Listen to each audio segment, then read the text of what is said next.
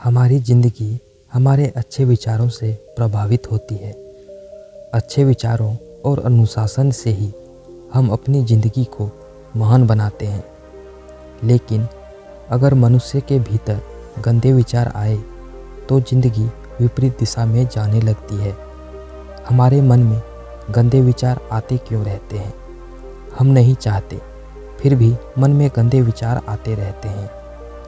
मन ही हमारा सबसे बड़ा दोस्त है और मन ही हमारा सबसे बड़ा दुश्मन भी है। जब हम अपने मन के हिसाब से चलते हैं तो मन हमें भटका देता है, और जब हम मन को संतुलित कर लेते हैं तो हम अपनी ज़िंदगी में सब कुछ पा लेते हैं। हम हमारे मन में आने वाले गंदे विचारों को रोकने की कोशिश करते हैं, पर जितना हम रोकते हैं उतने ही ये विचार हमारे अंदर प्रवेश करते जाते हैं। आप जिस चीज़ से जितना दूर भागोगे उतना ही वो चीज़ आपको अपने पास लाएगी। इसीलिए उस चीज़ से भागो मत, उस पर संतुलन कायम करो। एक बार एक युवक गौतम बुद्ध के पास आया और गौतम बुद्ध से बोला, हे बुद्ध, मेरे मन में इतने गंदे विचार क्यों आते हैं? मैं नहीं चाहता मेरे मन में गंदे विचार आए, पर मेरे मन में हमेशा काम वासना के विचार चलते रहते हैं और मैं इनके बारे में सोच सोच कर परेशान हूँ। मेरी ऊर्जा और समय सब सोचने में ही नष्ट हो जाता है, और इन सब विचारों की वजह से मैं कभी शांत नहीं रह पाता और मैं हमेशा स्त्री को देखकर आकर्षित हो जाता हूँ। बुद्ध मुस्कुराए और युवक से पूछा, क्या तुम्हें पता है कि काम वासना होती क्या है? फिर लड़के ने उत्तर दिया, बुद्ध, मैं ये तो नहीं जानता कि काम वासना होती क्या है, पर हाँ, ये जो भी चीज़ है बहुत बुरी चीज़ है। फिर बुद्ध ने उस युवक से कहा, सबसे पहले तो तुम्हें ये समझना है कि प्राकृतिक रूप से जो भी चीज़ें हमारे अंदर है वो बुरी नहीं है। हमारे जीवन में उसकी कुछ न कुछ ज़रूरत है। वासना कोई बुरी बात नहीं है, ये तो हमारे मन की एक भावना है जो हमें किसी न किसी चीज़ की कमी का एहसास करवाती है, और फिर हम उस चीज़ को पाने के लिए चीज़ की तरफ आकर्षित हो जाते हैं। जैसे अगर तुम्हारे पास धन की कमी है तो तुम्हें धन पाने की वासना उत्पन्न हो जाएगी। तो वासना कुछ नहीं बल्कि एक प्रकार की कमी है, जो कि एक प्रकार की ज़रूरत का एहसास है, और जब ये ज़रूरत शारीरिक हो तो हम इसे काम वासना कह देते हैं। युवक ने गौतम बुद्ध से कहा, बुद्ध, मुझे काम वासना का अर्थ तो समझ में आ गया, पर आप मुझे ये बताइए कि ये आती कहाँ से है, कैसे आती है ये? गौतम बुद्ध ने कहा, काम वासना कहीं से नहीं आती, ये तो हमारे अंदर ही होती है, और इसका होना तो ज़रूरी भी है, तभी तो मानव जाति का विस्तार होगा। युवक ने कहा, जब ये हमारे अंदर ही है और ज़रूरी भी है तो फिर लोग इसे गलत क्यों बोलते हैं? बुद्ध ने कहा, यही तो समस्या है, लोगों ने इसे गलत तरीके से समझ लिया है, इसे छिपाने और दबाने की कोशिश करते हैं। काम वासना गलत नहीं है, बल्कि काम वासना का गलत तरीके से प्रयोग करना गलत बात है। लोग जिससे प्रेम करते हैं बस उसी के लिए जीने लग जाते हैं और उसे पाना ही अपना लक्ष्य बना लेते हैं और उसी के बारे में हमेशा सोचते रहते हैं, पर यह सब गलत है। बुद्ध ने युवक से कहा, क्या तुम्हें पता है जानवरों में भी काम वासना होती है? युवक ने उत्तर दिया, हाँ बुद्ध, उनमें भी होती है, क्योंकि जानवर भी तो आखिर अपनी पीढ़ी को बढ़ाएंगे। बुद्ध ने कहा, तो फिर हम जानवरों की काम वासना को गलत क्यों नहीं कहते? युवक ने कहा, मुझे नहीं पता बुद्ध, आप ही बताइए। गौतम बुद्ध ने कहा, जानवर अपनी काम वासना का प्रयोग आनंद प्राप्ति के लिए नहीं करते, वो तो सिर्फ संतान उत्पन्न करने के लिए इसका उपयोग करते हैं। जानवरों को प्रकृति ने इतनी समझ नहीं दी कि काम वासना को अपने सुख का आधार बना सके, जबकि मनुष्य अपने समझ के बलबूते पर प्रकृति में पाए जाने वाली प्रत्येक वस्तु को अपने सुख के लिए प्रयोग करता है। हम इंसानों ने ही काम वासना को अपने सुख का साधन बना लिया है, जबकि प्रकृति ने तो हमें वंश को आगे बढ़ाने के लिए दिया था, लेकिन इंसानों ने इसे अपने जीवन का परम लक्ष्य बना रखा है और इस तरह से काम वासना का बेलगाम हो जाना गलत है। युवक ने बुद्ध से पूछा, बुद्ध, ये काम वासना हम पे हावी क्यों होती है, क्यों ये बेलगाम हो जाती है? तब गौतम बुद्ध ने कहा, सुनो, अब मैं जो तुम्हें बताऊंगा उसे तुम ध्यान से सुनना। काम वासना का सारा खेल तुम्हें समझ आ जाएगा, तुम्हें तुम्हारे सवाल का जवाब मिल जाएगा, बस तुम्हें ध्यान से सुनकर समझना है।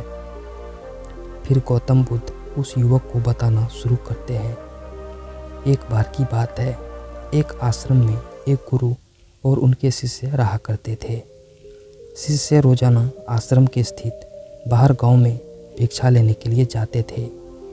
उस आश्रम का एक शिष्य जिस गांव में भिक्षा लेने जाता था, उस रास्ते में एक नदी पड़ती थी। वो शिष्य उसी रास्ते से भिक्षा लेने जाता था। एक दिन उस शिष्य ने देखा कि एक लड़का पेड़ के पीछे छिपा है। वो शिष्य उस लड़के के पास गया और उससे जाकर बोला, तुम इस पेड़ के पीछे छिपकर क्या देख रहे हो? लड़के ने कहा, अरे तुझे नहीं दिख रहा क्या कि मैं क्या देख रहा हूँ?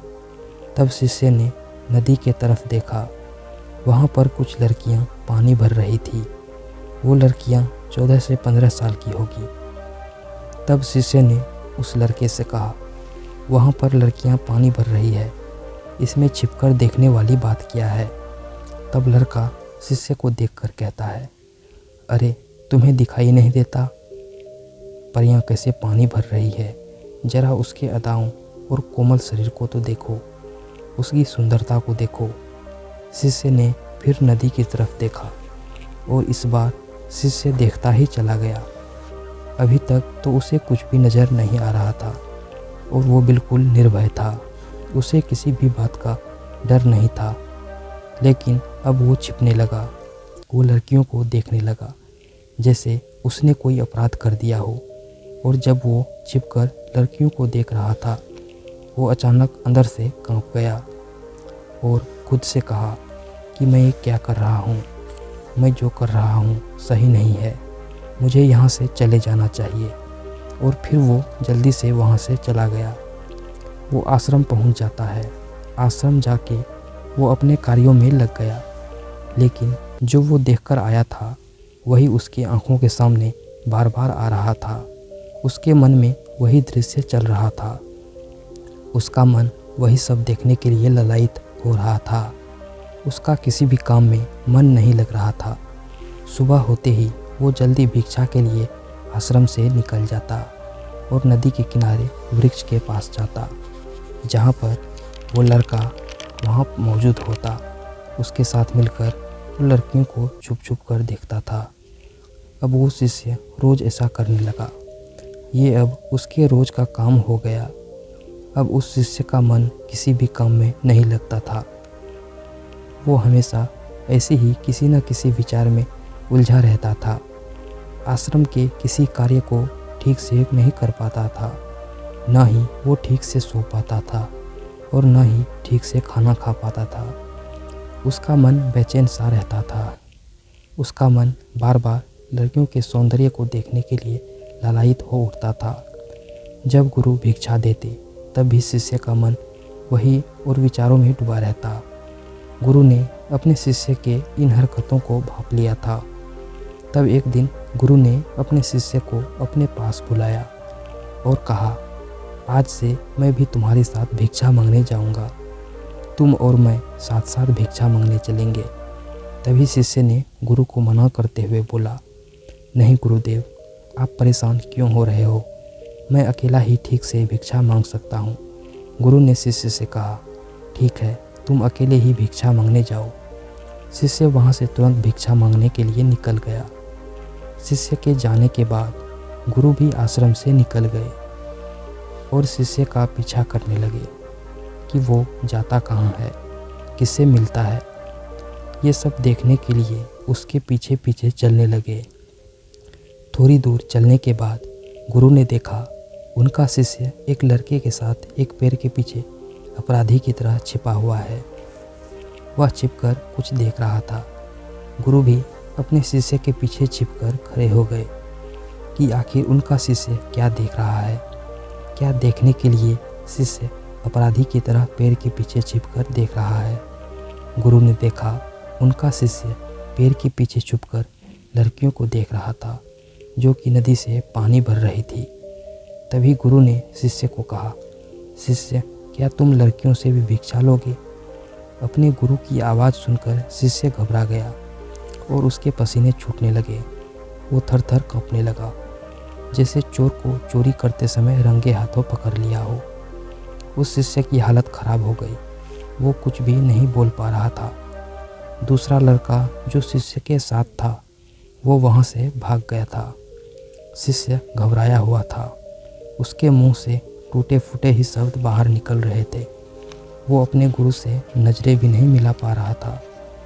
गुरु ने शिष्य की तरफ देखा और कहा, मेरा शिष्य तो निर्भय था, उसे तो किसी चीज़ का भय नहीं था, लेकिन ये क्या, तुम तो भय के मारे कांप रहे हो। शिष्य ने गुरु से कहा, मुझे माफ़ कर दो गुरुदेव, मेरा इसमें कोई दोष नहीं है। उस लड़के ने मुझे बहका दिया था, लेकिन आपसे मैं वादा करता हूँ कि आज के बाद मैं कभी ऐसा दोबारा नहीं करूँगा। मुझे माफ़ कर दो गुरुदेव। गुरु ने शिष्य से कहा, कोई बात नहीं, इस बात का तुम ध्यान रखना। हम जैसी संगति करते हैं वैसा ही फल हमें प्राप्त होता है। हम जैसी संगति करते हैं उसके विचार हमारे अंदर प्रवेश करते हैं। इसीलिए अच्छी संगति करो जिससे तुम्हारे अंदर अच्छे विचारों का प्रवेश हो। गुरु और शिष्य आश्रम लौट आए और शिष्य फिर से आश्रम के कार्यों में ध्यान देने लगा। उसने उस रास्ते को छोड़ दिया और दूसरे रास्ते से जाने लगा। वो अपने काम को ध्यान से करता, लेकिन धीरे धीरे उसके अंदर क्रोध उत्पन्न होने लगा और फिर वो दूसरे शिष्यों पर क्रोध करने लगा। वो बेचैन सा रहने लगा। अब वो सही समय पर भोजन भी नहीं कर पा रहा था। भोजन भी बहुत कम खाता था। एक रात गुरु शिष्य के पास आए और उससे बोले, अब तक तुमने कितनी बार अपना वादा तोड़ दिया। ये सुनकर शिष्य गुरु के चरणों में गिर गया और रोने लगा। रोते रोते ही उसने गुरु से कहा, गुरुदेव, मैं कई बार अपना वादा तोड़ चुका हूँ, फिर वादा कर लेता हूँ, लेकिन हर बार वादा तोड़ देता हूँ। मेरा मन मेरे नियंत्रण में है ही नहीं। मैं बहुत कोशिश करता हूँ कि मैं अपने मन से सारे बुरे विचारों को निकाल दूँ, लेकिन मैं चाहकर भी ऐसा नहीं कर पा रहा हूँ। फिर गुरु ने शिष्य से कहा, चलो मेरे साथ। गुरु शिष्य को आश्रम के बगीचे में ले गए और शिष्य से कहा, देखो यहाँ पर कुछ नालियाँ बनी हुई है जिससे नदी का पानी इन पौधों तक आ रहा है और ये पानी निरंतर बहाव से आ रहा है। क्या तुम पानी के बहाव को रोक सकते हो? शिष्य ने कहा, हाँ गुरुदेव, मैं इस बहाव को रोक सकता हूँ। फिर शिष्य ने मिट्टी उठाकर उस नाली में डाल दी। पानी थोड़ी देर के लिए रुक गया और फिर थोड़ी देर बाद उस रेत के ऊपर से पानी आ गया। गुरु ने शिष्य से कहा, अरे ये क्या, ये तो पानी रुका ही नहीं। फिर शिष्य ने कुछ कंकड़ पत्थर उठाकर उस नाली में डाल दिए। पानी फिर थोड़ी देर के लिए रुक गया, लेकिन फिर थोड़ी देर के बाद पानी कंकड़ पत्थर पर से निकल गया। गुरु ने शिष्य से कहा, शिष्य, ये क्या हो गया? पानी फिर ऊपर से निकल गया। तुम तो बोल रहे थे कि तुम इसे रोक दोगे। क्या हम किसी काम को रोकना चाहे तो उसे रोक नहीं सकते? शिष्य ने कहा, कोई बात नहीं गुरुदेव, मैं पानी रोक कर दिखाऊंगा। फिर शिष्य एक बड़ा सा पत्थर उठाकर ले आया और उस नाली पर डाल दिया। फिर शिष्य ने गुरु से कहा, देखा गुरुदेव, कहा था ना मैंने, मैं पानी को रोक दूंगा। मैंने पानी को रोक दिखाया। आपकी बात मैंने पूरी कर दी। गुरुदेव मुस्कुराए और बोले, जरा ध्यान से देखो, पानी रुक गया क्या? वो तो पीछे की नाली तोड़कर बाहर आ गया। वो अगल बगल से बह रहा है। और ज़रा ध्यान से देखो तो पानी पत्थर के आगे भी आ गया है और ये पानी अपना रास्ता बनाकर फिर से आगे की तरफ बह जाएगा। और फिर थोड़ी देर बाद ऐसा ही हुआ। फिर गुरु ने शिष्य को समझाया, तुम्हारे साथ भी तो ऐसा ही चल रहा है। तुम बार बार प्रयास कर रहे हो, बड़े से बड़ा प्रयास कर रहे हो, पर हर बार तुम्हारा प्रयास टूट रहा है और ये हमेशा टूटता ही रहेगा। तुम चाहे बड़ा सा बड़ा पत्थर डाल दो, लेकिन पानी कैसे भी करके अपना रास्ता बना ही लेगा। ये सब देखकर शिष्य निराश हो गया। फिर शिष्य ने गुरु से कहा, गुरुदेव, क्या कोई तरीका नहीं है जिससे मैं इन गंदे विचारों से बाहर निकल सकूं और ये मेरे मन में आए ही नहीं। गुरु शिष्य को एक नदी के पास ले गए जहाँ से उस बगीचे में पानी आ रहा था। गुरु ने शिष्य से कहा, पानी इसी नदी से आ रहा है। अगर यहीं से हम उस रास्ते को बंद कर दें जहाँ से पानी बगीचे में जा रहा है, तब क्या हम पानी को रोक नहीं सकते? शिष्य ने कहा, हाँ गुरुदेव, अवश्य ऐसा हो सकता है। मैं इस पानी को यहीं से बंद कर देता हूँ, तब आगे की नाली में पानी जाएगा ही नहीं और फिर बगीचे में पानी जाएगा ही नहीं। फिर शिष्य ने नदी से जाने वाले रास्ते को बहुत मेहनत करके पत्थर और मिट्टी डाल कर बंद कर दिया और गुरु से कहा, गुरुदेव, मैंने पानी को बंद कर दिया है, अब ये पानी बगीचे में जाएगा ही नहीं। तब गुरु ने कहा, शिष्य, पानी अगर बगीचे में नहीं जाएगा तो पेड़ पौधों को पानी कहाँ से मिलेगा? उन पेड़ पौधों को पानी की आवश्यकता है। उनमें कुछ पेड़ पौधे ऐसे हैं जिनमें हर दिन पानी की ज़रूरत है। बिना पानी के वे तो मुरझा ही जाएंगे। उनका क्या होगा? पानी तो हमें खोलना ही होगा। शिष्य ने गुरु की बात सुनकर वापस नदी में से पानी जाने वाले रास्ता खोल दिया। गुरु ने शिष्य से पूछा, शिष्य, अगर हम इस नदी के पूरे पानी को बगीचे की तरफ मोड़ दें तो क्या होगा? शिष्य ने जवाब दिया, गुरुदेव, वहाँ पर जितने पेड़ पौधे हैं वो गलकर नष्ट हो जाएंगे, वहाँ पर कुछ नहीं बचेगा। फिर गुरु मुस्कुराए और बोले, तुम इस बात को समझो कि हमें किसी भी चीज़ को रोकना नहीं है, बस हमें ऐसा संतुलन बनाए रखना है। ज़्यादा पानी से पौधे नष्ट होते हैं और कम पानी से भी नष्ट होते हैं। हमारा जीवन संतुलन से ही चलता है। गुरु ने शिष्य से कहा, मैं अगर तुमसे कुछ कहूँ कि तुम मिठाई के बारे में मत सोचो तो तुम्हारे मन में सबसे पहले किस चीज़ का चित्र आएगा? शिष्य ने कहा, गुरुदेव, मेरे मन में पहला चित्र मिठाई का ही आएगा। गुरुदेव ने कहा, हम गंदे विचारों को ज़बरदस्ती रोकने का प्रयास करते हैं तो वो हमारे मन में और मजबूती के साथ प्रवेश करते हैं, हमारे अंदर उठते हैं। इसीलिए हमें उन्हें कभी भी दबाने का प्रयास नहीं करना चाहिए। फिर गुरु ने शिष्य को समझाते हुए कहा, हमारे गंदे विचार बुरे लोगों की संगति करने से भी आते हैं। कई बार होता क्या है कि कामुकता हमारे अंदर होती नहीं है, लेकिन कुछ अश्लील लोगों के साथ रहने की वजह से ये हमारे अंदर हावी हो जाती है। फिर शिष्य ने कहा, गुरुदेव, आप सही कह रहे हैं, मैं अपने मार्ग से भटक गया था।